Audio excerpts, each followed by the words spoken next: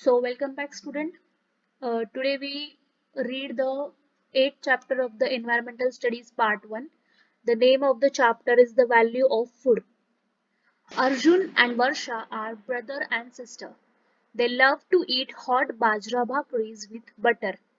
Mother makes a number of other dishes for them to eat with the bhakris. They like those too. Can you tell what could be those dishes that mother makes to go with bhakris? What are those dishes made from? In Varsha and Arjun's home, they use a lot of other foodstuffs too. From where are they obtained? Wheat, rice, jowar, pulses, sugarcane, karvanda, jamun, boar, honey, salt, water, fish, and salt. Freshwater fish, singadas means water cashew nuts, makhanas means lotus seeds, fruits and vegetables, meat and eggs. Often, when serving Varsha and Arjun a meal, mother says, take only as much as you want. Food shouldn't get wasted. Page number 51. One day, Arjun asked her mother, why do you tell this to us every day? Mother answered, why should we waste any good thing? Besides, we must give a thought to how we get the food we eat. Let me tell you the story of a bhakri. The story of bhakri. You know, Dada, my father is a farmer. And you know that schools have summer vacations. When I was small, we often went to my father's fields riding on his tractor. That would be the time for readying the fields. Father would attach different implements to the tractor to carry out various farming tasks. First, he would plug the fields and then crush the lumps of soil. Finally, he would level the field to make it ready for a sowing. The pre-monsoon showers would make the hot soil humid. That was the time father would sow the bajra. Within some days, the bajra seeds sprout and the seedlings are seen above the ground. Along with the bajra, weeds also flourished, but they have to be removed. My father would employ laborers to do that. The laborers have to be paid. Rainwater is enough for bajra to grow vigorously. After a while, ears of bajra appear on every stalk. The grain forms and the ears grow fuller. As the grains grow, birds come in flocks to eat the tender grains. Then, scarecrows have to be set up and slingshots used to frighten the birds away. When the ears of corn are full, it is harvest time. That is, all the ears of bajra must be cut and gathered. Then follows threshing and winnowing. That is how we get the grain from the ears of bajra. Page number 52. Varsha say, I understood cutting and gathering. But what is the threshing and winnowing? So mother say, all right, do what I tell you and you will see. We will continue with the story later. Okay, this is one experiment. Try this. Take half a basket full of dried groundnut pods. Divide them into two portions. Shell the groundnuts in one portion. How long did this take you? Now put the other portion in a cloth bag and tie its mouth. Pound the bag lightly with a stone or beat it with a stick. Now take the groundnuts out in a tray and tell me, what do you see? Arjun. Many of the pods have burst open and the nuts have come out. Mother. This can be called threshing of the pods. Now hold the tray in both your hands, toss its contents quickly and lightly in the air. Tell me what happens, Varsha.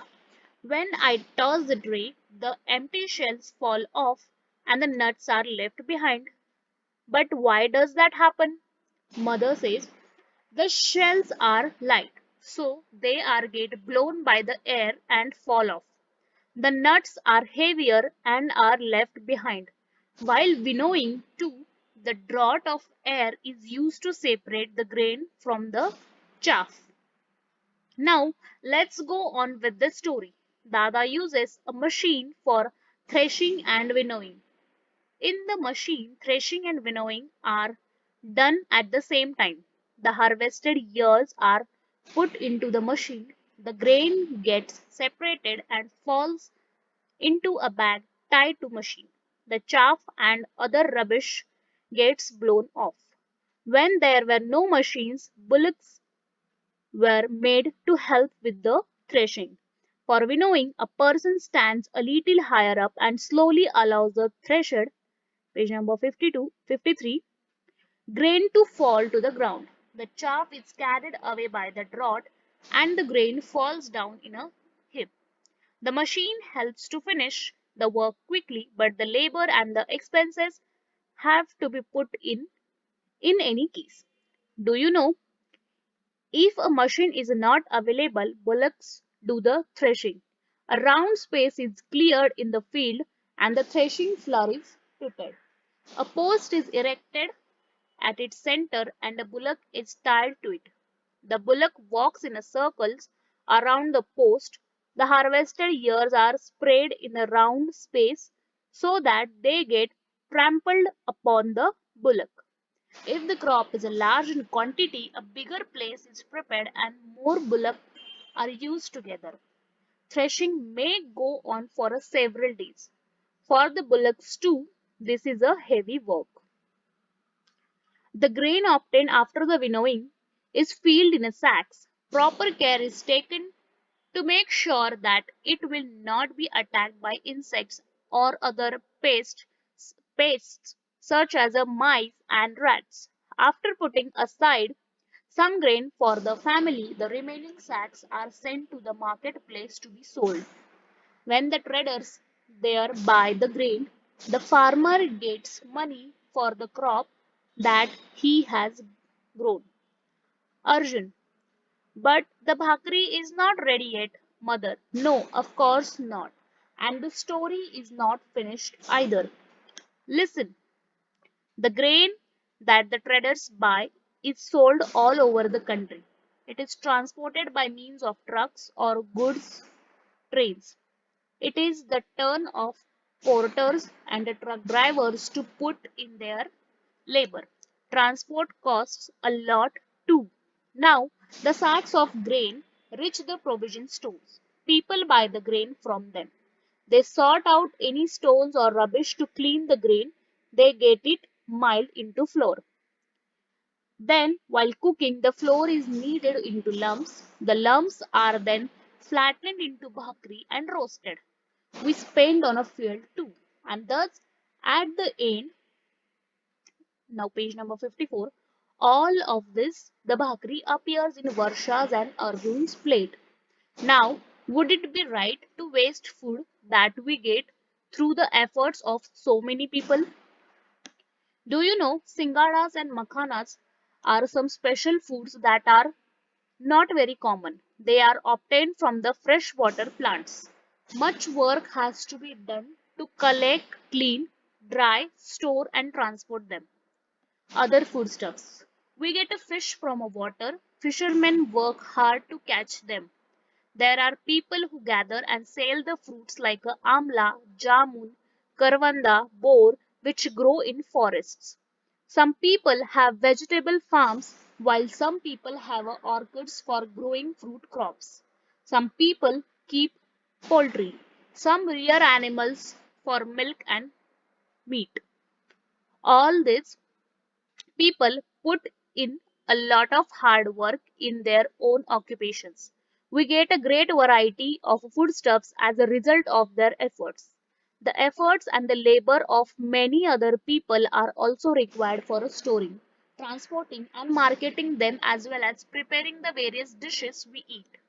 All these processes are expensive. Therefore, it is necessary for all of us to take care that food is not wasted. What we have learned is the foodstuffs we use come from many different places such as the fields, lakes, the sea and the forests. Starting from preparing the fields till storing the grain in warehouses, many different kinds of tasks are carried out for growing crops. Harvesting, threshing, winnowing are some of these tasks. Page number 55. After that, the crop is transported, sold and prepared for eating. Only then do we get food on our plates. As with growing grain, much hard work goes into producing other foodstuffs too. We must all take care to ensure that food is not wasted. Always remember, we get a variety of foodstuffs through the efforts of many different people. Let us always be grateful to them. Okay, thank you.